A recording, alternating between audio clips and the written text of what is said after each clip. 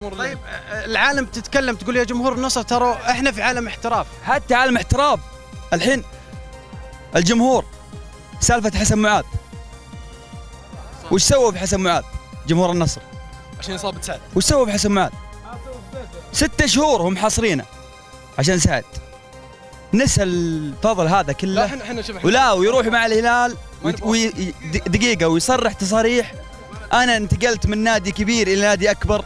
استفزاز يعني ليه الاستفزاز؟ من نادي كبير لا لا قال بعدين استفزاز واضح.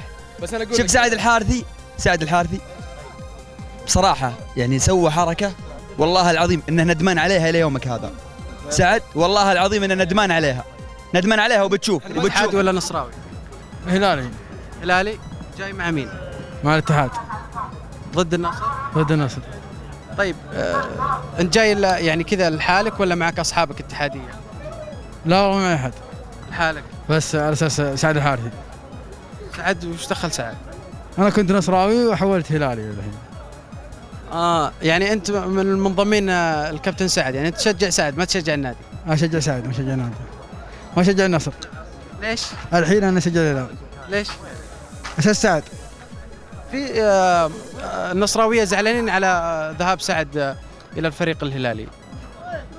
والله زعلنا لكن احنا الحين مع سعد ومع الهلال خلاص خلاص ما عاد يمديها خلاص بنحبكم نحبكم زين عزلنا.